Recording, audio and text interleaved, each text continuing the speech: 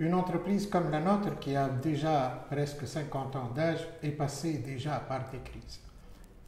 Il y a eu la crise des années 80, culminant dans l'année 1986 avec l'arrêt de tout type de crédit pour le logement. Donc, nous connaissons les crises. Nous sommes habitués à gérer les crises. Et pendant les crises, nous avons des réflexes. Avant tout, maintenir l'entreprise, maintenir ses engagements envers ses clients et envers les organismes créditeurs.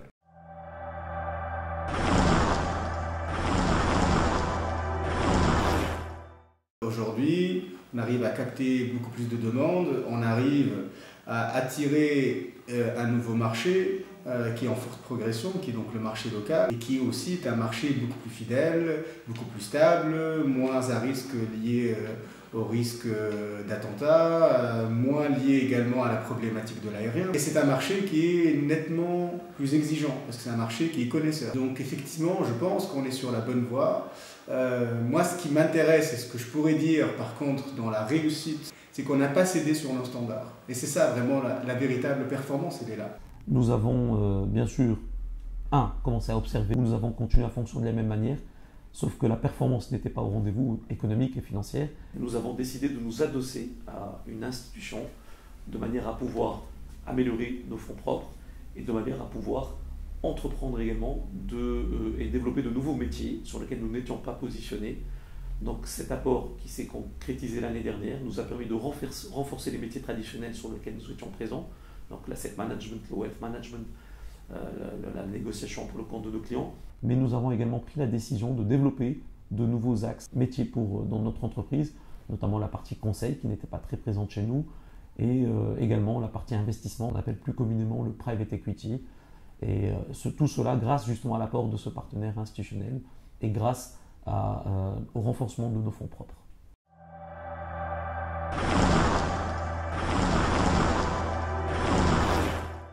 Cet investissement de Sidi Bouzid, en effet, c'est un investissement qui était initialement prévu à 40 millions.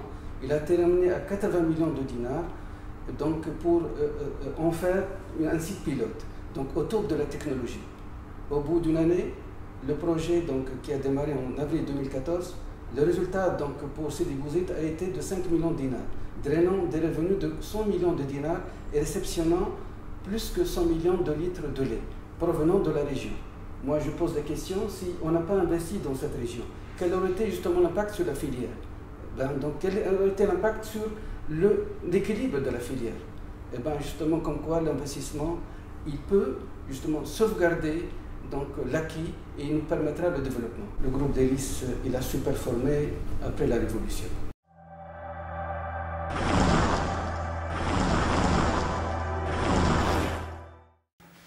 L'entreprise est confrontée effectivement actuellement en Tunisie à une crise particulièrement aiguë, une crise économique, financière, et au-delà même une crise civilisationnelle, une crise de la société, une crise des comportements. Enfin, on ne peut pas avoir pire que ça comme crise.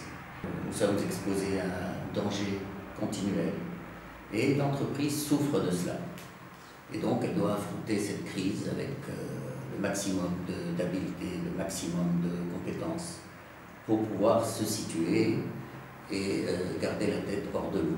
Une entité qui n'a pas défini des objectifs stratégiques, c'est qu'elle n'a pas de risque.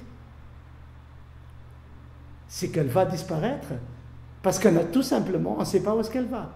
Donc, investir dans la gestion des risques, c'est une autre facette aussi d'investissement immatériel. Nos entreprises vivent un moment, pour moi, très intéressant.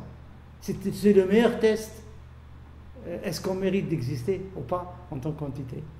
Et je pense qu'avec la profession, on va pouvoir aider les décideurs à prendre les bonnes décisions.